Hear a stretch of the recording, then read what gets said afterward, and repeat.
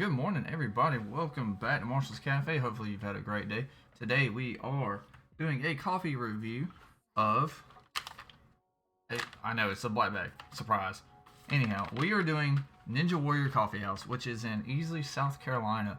It is a little bit north from where we are now, but it's a local place. Really cool people. Guys, I see that we already got 2 subs and we haven't even been here 5 minutes. R. Willie Styles and James Blitz, thank you so much for the subs. You guys are the best. I missed y'all. I hope you are doing well. We already have our water getting ready. It's getting hot. So this is a medium brew coffee, by the way. Or medium roast, not medium brew. Anyhow, we're going to be French pressing it. Getting it set up. Have everything set up. We got our grinder. We got our beans. We have our measurements already. We even have a fancy little electric thermometer, so that way we can get our coffee at the right temperature.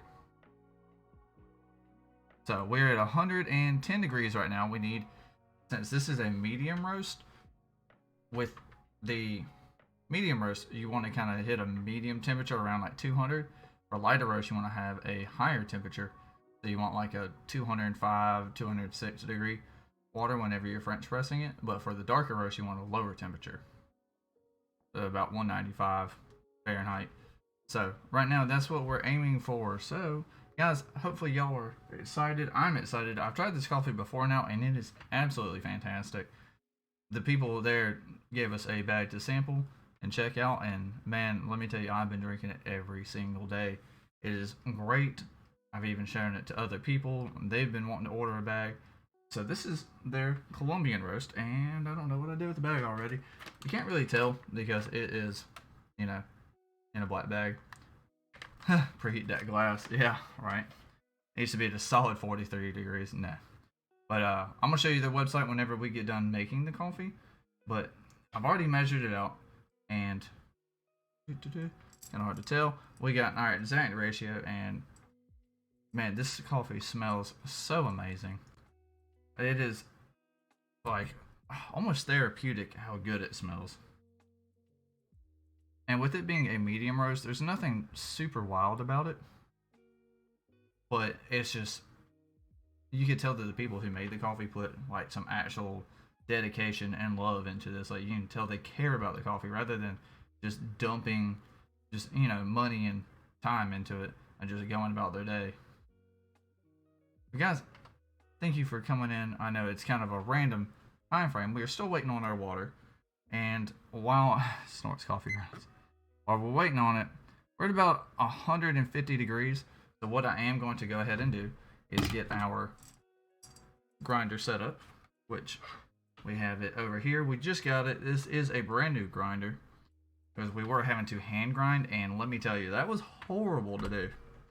So we're going to go ahead and safely put that over here, and then we grab our protection thing. I'm going to go ahead and mute you, and while I have, not mute you, mute me. While I have me muted, I'm going to grind this for about 8 to 10 seconds because we are doing a French press, so we want a little bit more coarser grounds than a fine ground like you would do in a drip coffee, which is like a 10 to 15 second depending. So I'm gonna mute that and let y'all listen to a little bit of Lofi Girl, and I'll be right back.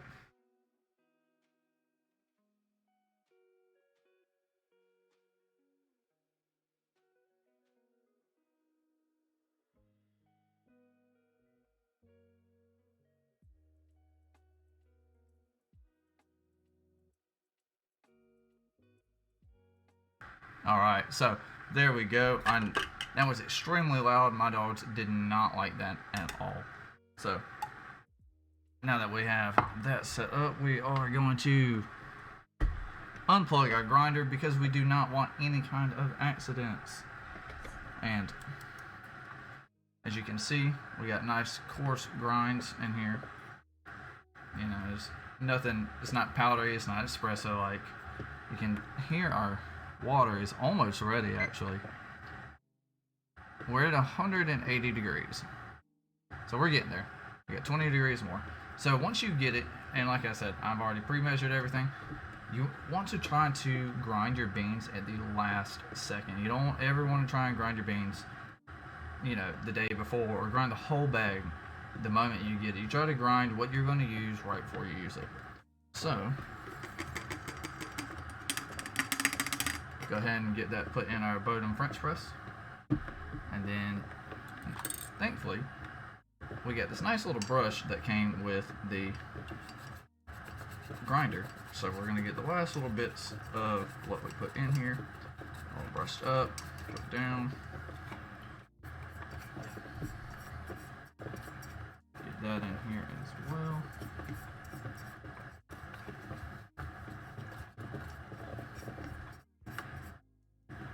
So it does sound like our coffee is boiling, which we do not want it to boil. Because if it boils, it will keep cooking the bean. And that is not what we want. So we're at, yep, we are perfectly at temperature. That is hot. I touched it with my bare hand. So I'm going to scoot this back. And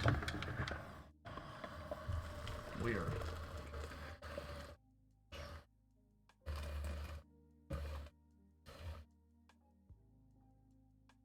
getting all that poured nicely on in there.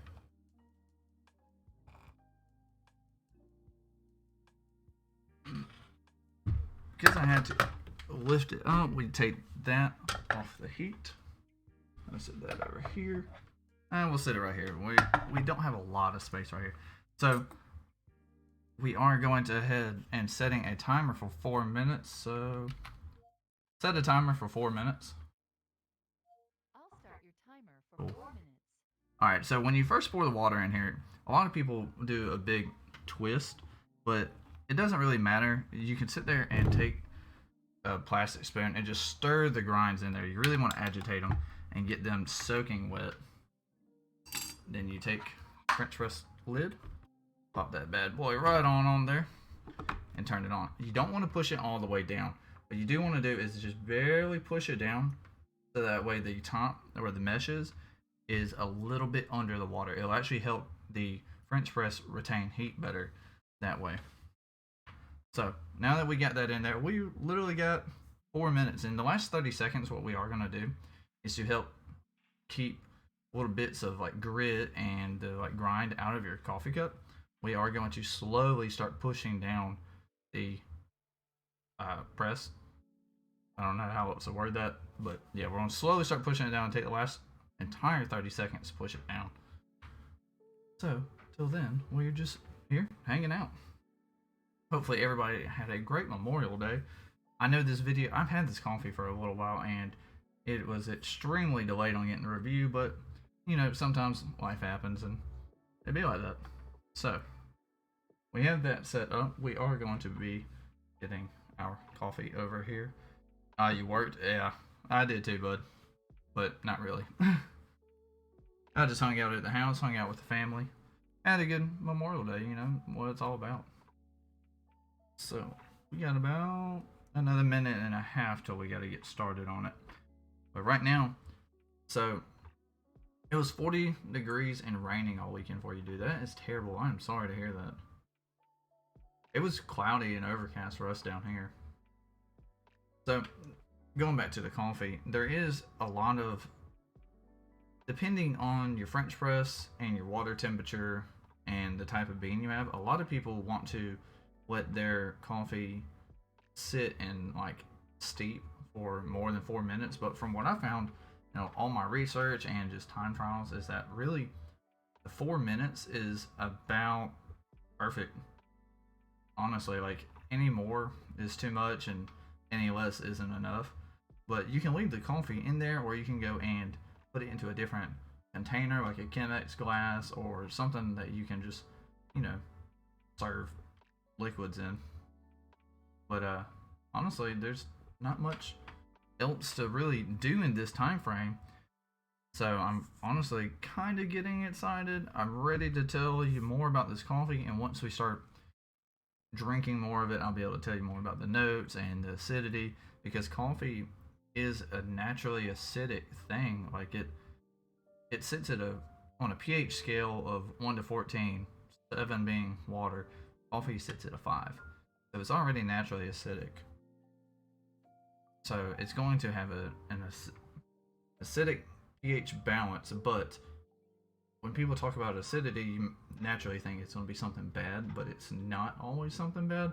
If it starts tasting sour, then the acidity is bad, but it can have bright citrusy kind of notes and like florally notes. All right, here we go. Last 30 seconds. Here we go. Taking our time. And like I said a moment ago, what this does is help keep the grinds out of the coffee when you're done. As you can tell, the further you go down on the press, the harder it's going to get to push it down because you're going so slow and you're pushing against all these grinds at the same time.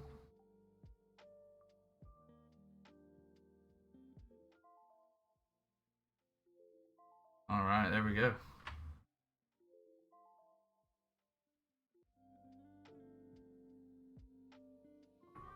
All right, so we have completed that.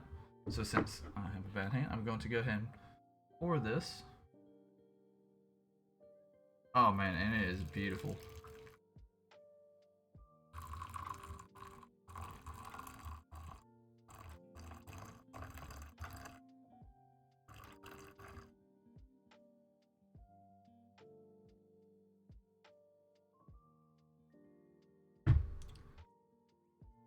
There we go.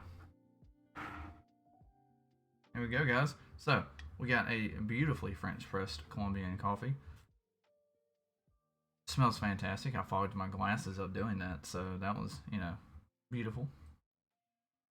So, it's still sitting roughly at like 100. Probably, let's actually check it, because I think it's about 170 degrees about now, after sitting for almost 5 minutes. Oh, yep, spot on. So, yeah, it's actually held its temperature pretty well, but it's still, blazing hot right now. So, while we are setting that up, we are going to hop over and we're going to start checking out Ninja Warrior Coffee Company, which is a bunch of great people. I have been in the store myself, and I enjoyed the heck out of seeing these people.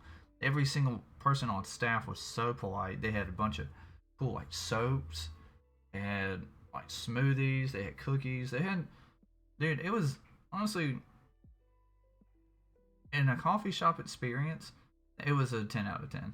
You couldn't say anything bad about it because the whole time everybody was attentive. There's social distancing, staff had on masks, we had on iron masks. Like, in today's world, like, you couldn't have asked for a better time. So let's go ahead and bump on over to it.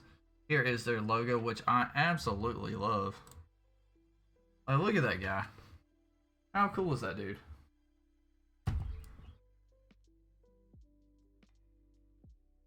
Swinging in with 2 cups of coffee. Serving only the best since 2019, so they are still pretty new.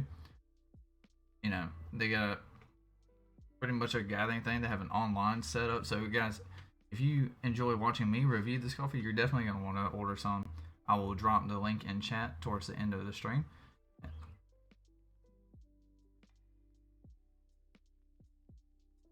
Oh man, that is so good. It's nothing dramatic because it's a medium roast Colombian coffee. Like, it's not like, oh, here's all this crazy flavor and blueberry and this. Like, it's a subtle coffee. Like, I'm drinking it black right now, which, if you know me well enough, this is not my thing. I do not like drinking coffee black. Never have, never could get into it. But this is a coffee I could drink black. Like, it's not bad at all.